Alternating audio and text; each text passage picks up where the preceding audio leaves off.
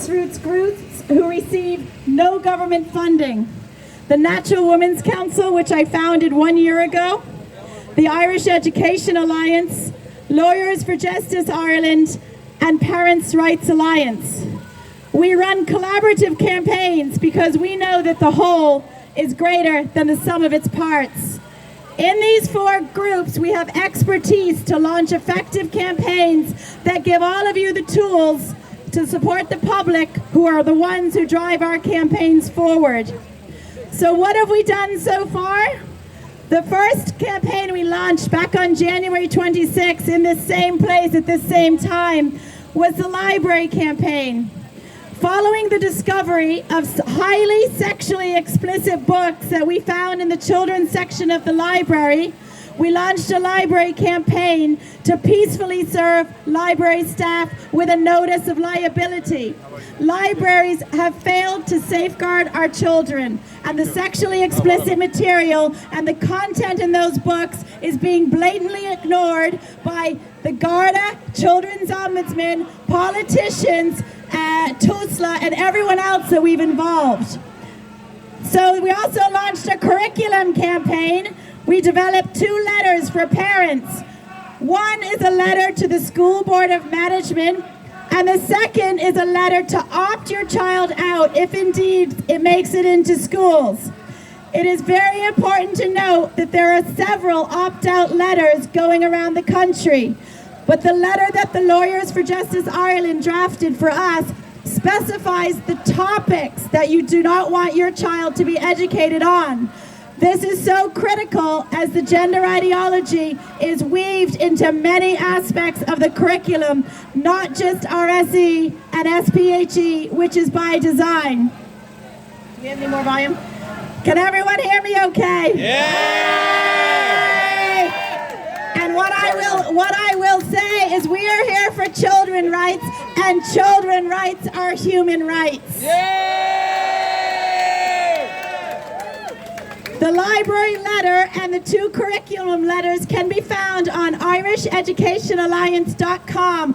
All you need to do is take 5 minutes of your day to copy the letter, paste it into an email, and send it to your Board of Management, and also the separate letter for your principal to say, we do not consent to gender ideology or a highly sexualized school curriculum for our children. Yeah! We also emailed every school in Ireland about a month ago stating on behalf of the 4 groups that work together that we do not consent to this ideology and highly sexualized curriculum. We outline the risks that gender ideology will have on children. And the 4th action we did is we fundraised and we printed nearly 200,000 information leaflets with facts. We sent them by courier to every single county in Ireland. The campaign is still open. We have thousands of leaflets here today if you want to take a batch of 100 to get out to your own community. We just spent our last euro paying the printer and courier man, so if you wish to do a Go Get funding donation, I will keep that printer going all summer long. The 5th thing we're doing is we're in the process of doing some Freedom of Information Act requests to understand what discussions were had around this ideology and highly sexualized content coming into our children's schools. We want to know who's behind it, who's funding it, and what meeting minutes were discussed in those meetings, and we will... Yeah! And once we get that investigation done and get those findings done, we'll be more than happy to share with the public the names behind this, the funding, and who is putting this sexualized content in my child's school. What I will tell you is I was at a recent conference hosted by GenSpect. It was following my Swords Library event up in Fingal, County Fingal, and a librarian came up to me and said, I saw what you did in the libraries. I fully support you. The librarians do not want these highly sexual pornographic books for age 12. However, the librarian said they got a memo from the top down to say that when they discuss these issues in these books, they're not allowed to put them in the minutes They're not allowed to document these conversations in their minutes. Shame on them. Yeah!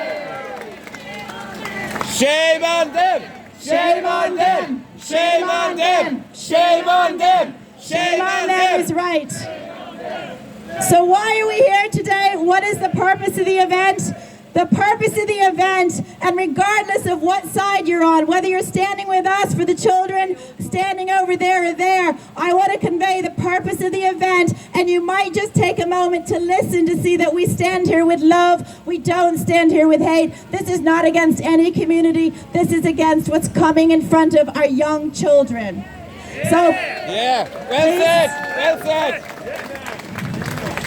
So these changes are coming in September for junior cycle, but we still cling on to the hope and optimism that the schools may refuse to teach this to our children.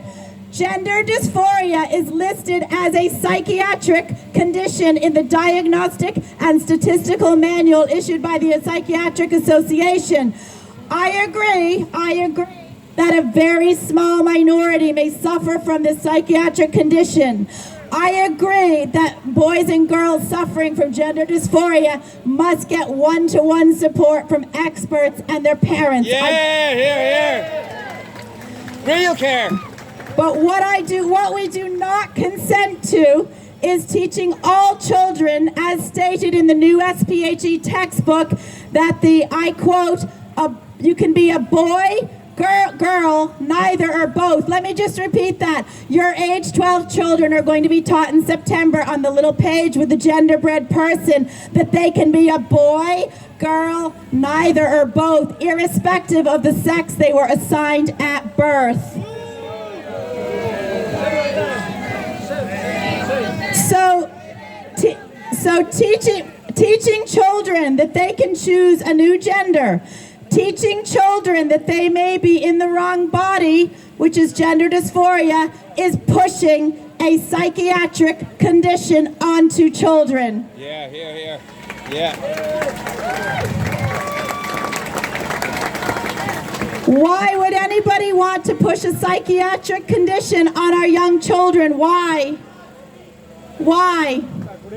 What will our mental health crisis look like in 5 years if children are questioning one of the only certain things they have in their life? I have a 5 and an 8-year-old, and the only certain things in my little boy and girl's life is they know they're a boy or a girl, they know who their mommy or daddy is, and they know they have a sibling.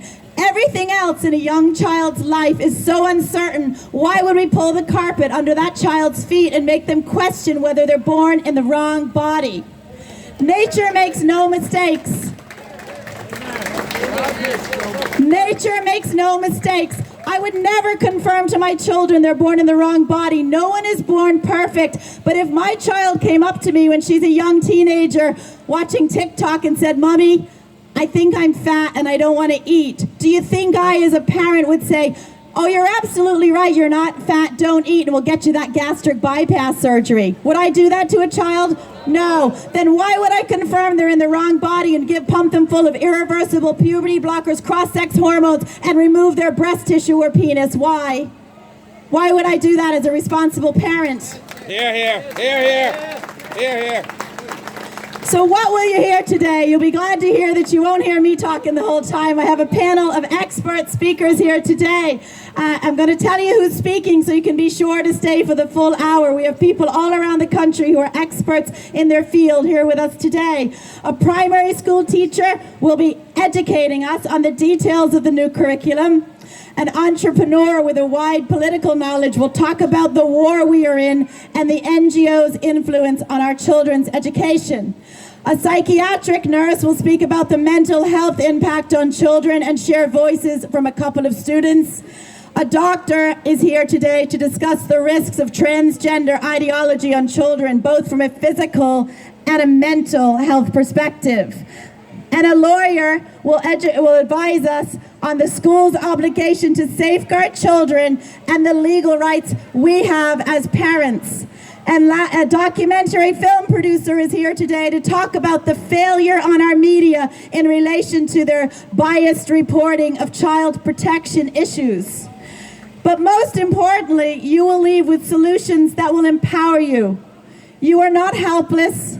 Whether you're a mother, father, auntie, uncle, friend, or neighbor who cares about children, the power lies with you, granddad, grandma. We have a wide variety of people here today. You have the power. These are your children. We do not co-parent with the public servants behind me who are failing to protect our children. It is now my pleasure to turn it over to Lynda Kennedy. She's a primary school teacher, co-founder of Teen Herd, co-founder of the Irish Education Alliance. She's on my Natural Women's Council. She's a mother to 2 girls and someone that I'm very happy to call my friend. Yeah!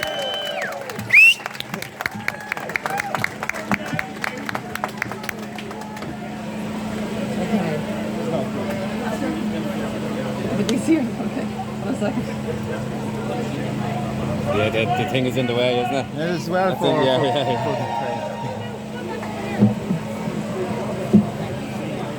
Hello everybody, welcome to everyone here today. I'm a mother of 2 teenagers and a primary school teacher. I am co-founder of the Irish Education Alliance, and our primary mission in our campaigns is to protect children and childhood. And that is all we wish to do.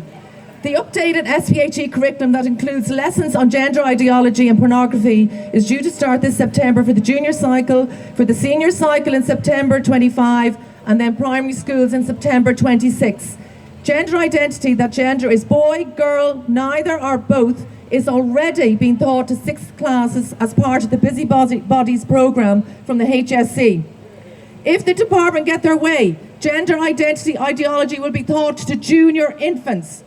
A boy who may like to play with dolls, or a girl who may like to play with toy cars, may be brainwashed to think they were born in the wrong body. This may lead to trauma and confusion. We have to stop this now. Yeah! Today I will speak about the SPHE curriculum changes, but you can read in detail the learning outcomes on the NCCA website. Also, this flyer at the back here, which I'm sure you've all seen, summarises these changes. Parents, you need to do your homework and study these changes. You can also visit our website, irisheducationalliance.com, for the opt-out letter and the letter asking the Board of Management to opt out, as even if your child is not attending the class, he or she may hear about it anyway. It is a parent's right to opt their child out, but we encourage parents to email the Board of Management letter and also set up a meeting with the principal to outline your concerns. Being mindful, the 5 learning outcomes in this updated SPHE curriculum are spread out throughout the curriculum and other subjects, example, English literature, making it very difficult to opt out. This is their plan. Hence, schools and teachers must opt out. Yes! Yeah!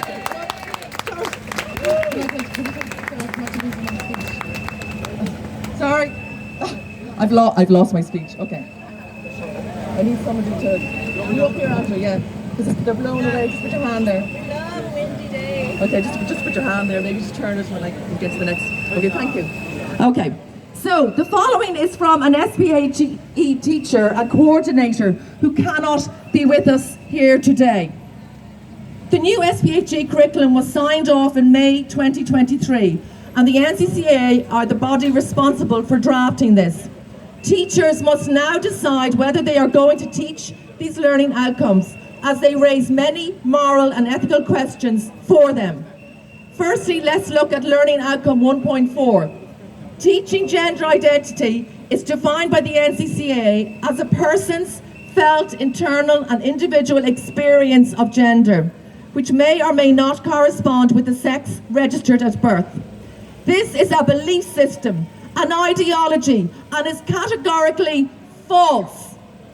To teach gender identity ideology, the NCCA has made available to teachers an information leaflet to help teachers deliver and affirm these learning outcomes. I use the word affirm as this is the word used by the NCCA in their guidance to teachers. This means a teacher can tell a young person who may feel uncomfortable in their gender that they could choose to identify as a different gender. This is disgraceful. This is a safeguarding issue. This affirmation guidance given by the department is very dangerous. This guidance leaflet acknowledges that teachers play a powerful role in influencing how young people feel about their gender.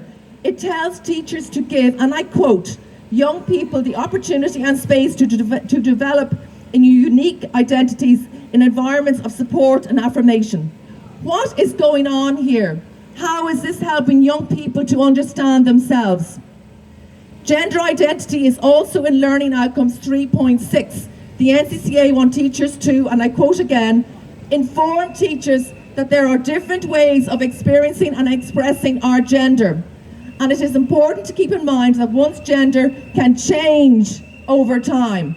This is extremely dangerous. Parents need to wake up to what is happening here. Your child has been exposed to very dangerous untruths. Outside. Teachers are aware that children and teenagers often struggle with changes that happen to them during puberty. They may feel uncomfortable with their bodies and suffer from lack of self-confidence. Through the proposed curriculum, they will be taught that rather than learning to be comfortable with who they are and the biological sex they were born with, they should question whether they should choose to identify as a different gender. Do you want that for your child or grandchild? No. Gender dysphoria is listed as a psychiatric condition by medical authorities. Students who have this condition need support and medical attention from professional people who are qualified to give these students the best possible care. Teachers are not qualified to affirm a young person's gender discomfort as requested by the NCCA. Why is the NCCA requesting this? Is it for the benefit of the big pharmaceutical companies such as AbbVie, who make puberty blockers, and coincidentally, whose Director of Market Access and Stakeholder Relations Ireland is Paul Hickey, husband to Minister for Justice Helen McEntee? As stated by many psychotherapists, gender affirmation does not promote the well-being of students. Quote, to affirm a child in the wrong body can do great harm and can start them on the road to medically transitioning. A new study by doctors Michael Bailey and Suzanne Diaz examines the recent epidemic of teenagers and young adults identifying as transgender has been published, and the findings strongly indicate that social contagion is a factor in this new phenomenon. Teaching gender identity learning outcomes 1.4 and 3.6 will lead to social contagion as stated in the above study. Are teachers legally obliged to teach a curriculum where research shows will cause harm to students? Is it ethical and morally correct for teachers to teach gender identity affirmation as requested to do so by the NCCA? Under Schedule 1, Section 21B of the Children First Act 2015, the school is under a statutory obligation to safeguard pupils from exposure to harm. The legal duty of care as a school under Section 9D of the Education Act 1998 is to promote the moral, spiritual and social and personal development of students and provide health education for them in consultation with their parents, having regards to the characteristic spirit of the school. The gender identity content does not promote these values. This is stated by leading experts and by evidence-based research which shows that gender identity is harmful, very harmful to children. This ideology is also contrary to Christian ethos, and children with learning difficulties are especially vulnerable to this ideology. Evidence from the recent Tavistock scandal show the high percentage of autistic children that received gender-affirming care. The NCCA received negative media attention, you're probably aware of this, during the year for many reasons. It refused input from the Catholic Secondary Schools Parents Association, which represents 48% of secondary schools, and also the Muslim Council of Ireland. Also, the National Parents Council Post-Primary, represented by May Fanning, was a member of this SPHE Curriculum Development Group, but did not represent Catholic secondary schools in any meaningful way. The SPHE Development Group also included LGBTQ advocates and educationalists. In May of this year, the NCCA was forced to take down from their listed resources in the SPHE Toolkit a teaching resource called This Book is Gay by Juno Dawson. The book is pornographic, has pornographic material in it and inappropriate advice to young people regarding a dating app called Grindr for 18 plus year olds. And that was on the NCCA curriculum website for primary and secondary schools. During the consultation stage of the draft SPHE curriculum, which took place from July 1822 to October 1822, over 4,000 parents and 100 teachers submitted their views regarding this draft. Under a freedom of information requested by a former solicitor, the NCCA are refusing to disclose the nature of these submissions. I wonder why. The curriculum in Learning Outcome 3.1 will also discuss the influence of popular culture and the online world in particular, the influence of pornography on young people's understanding, expectations and social norms in relation to sexual expression. I am very concerned about how this topic in the classroom can be approached that is in keeping with the Christian ethos and is mindful of the age appropriateness for children. I was very disheartened to hear teacher Owen Cleary speak about the importance of children being porn literate on RT programme Upfront with Katie Hannon in February. You might have seen it, with Minister Joseph Madigan and Dr. Kate Dawson on the panel, where they had a discussion about teaching pornography in schools. Dr. Kate Dawson, NUIG sex educator, is co-author of the Porn Report 2018, which stated that it's healthy and okay to watch the porn you want. Dr. Siobhan O'Higgins was also part of the NUIG active consent team, was a member of the NCCA SPHE development group. Pornography is a huge issue with our young people, but ethical porn, as it is sometimes described, is not the approach to take. I have taken a line from the guidance material given by the NCCA to help teachers deliver this learning outcome, which I find is not appropriate instruction and is not in line with the moral and spiritual development of the child. The NCCA want teachers to begin by helping students to reflect on their own values and expectations of sexual relationships and what they consider to be the features of a healthy adult sexual experience. My question is, why is the NCCA asking 12 to 15-year-olds to reflect on adult sexual experiences when the legal age for sexual intercourse is 17 years? I mean, that is the most important question here today. Why? Yeah. Why? Why are they needing to teach children about this? For the NCCA to promote sexual expectations among 12 to 15-year-olds is very disturbing, as this may put pressure on children to have sexual experiences. What resources will the NCCA be providing to teach this learning outcome? How will these resources be presented? Will it be animated cartoon figures that will present different sexual situations? We read in the media the inappropriateness of a reading resource, This Book is Gay, presented by the NCCA, that had to be removed, as mentioned earlier. We cannot trust them. The political party Ain2 is trying to protect our children from online pornography, and they've introduced the Protection of Children from Online Pornography Bill, aiming to outlaw explicit content for children. However, the government rejected supporting the bill's progress in the Dáil, which is very disappointing. Why is the government not supporting this bill? Why aren't they trying to regulate the multi-million porn industry and therefore protect children from watching porn that may harm them greatly. Why? In conclusion, I thank you for being here today. Teachers need to show moral conscience and not teach these learning outcomes. They need to opt out. They need to opt out. Opt out.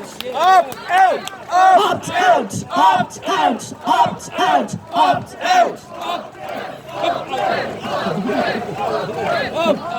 It's a bit weird. Yeah.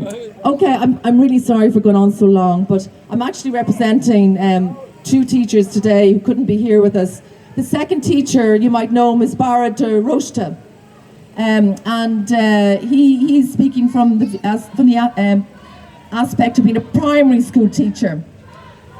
So now that you know, not too long now, so now that you know how they intend on indoctrinating and sexualizing your children, what can we do as parents and as teachers? For a start, you can use their own rules and regulations against them. It has already been highlighted here today how gender dysphoria has been designated a mental illness, how gender affirmation has been highlighted by psychotherapists as being potentially harmful to children who suffer from this mental illness.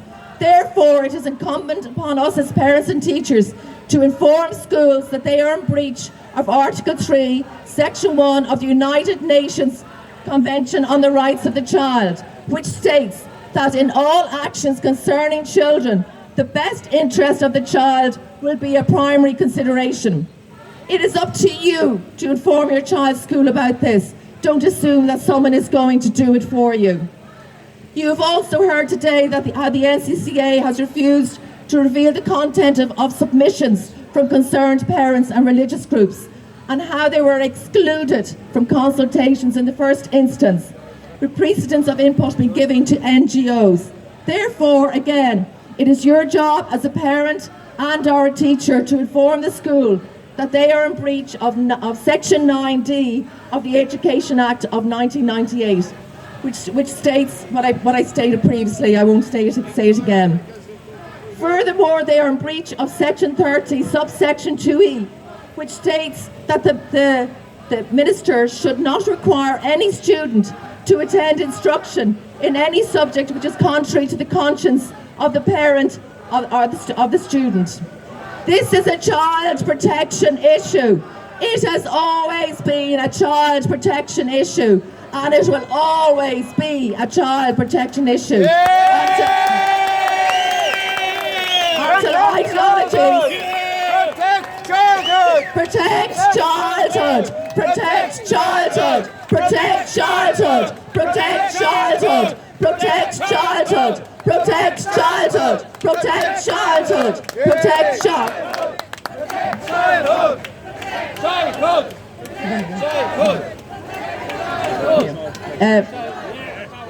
issue until ideologies, indoctrination and the sexualization of our children is removed from schools and sexual education is left to the primary educators as per the Constitution, the parents of Ireland.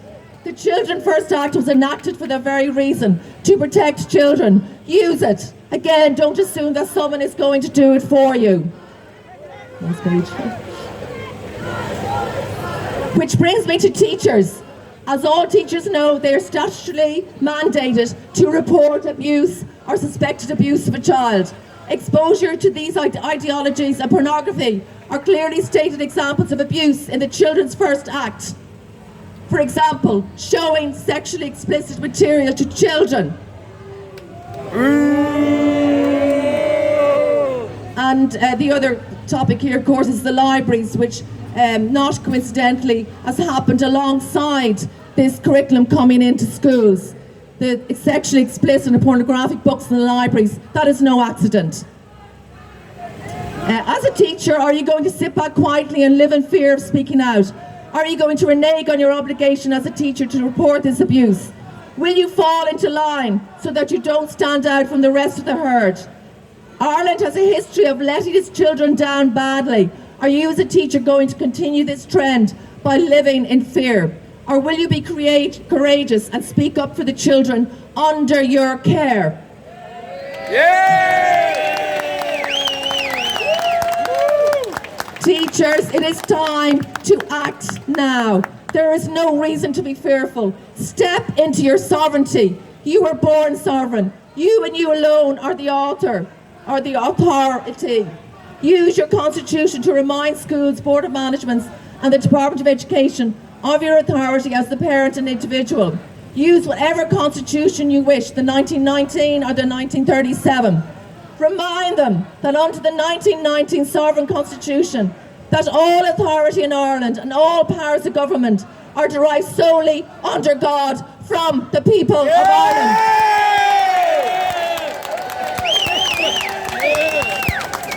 These powers are inherent in the people alone by virtue of their sovereignty.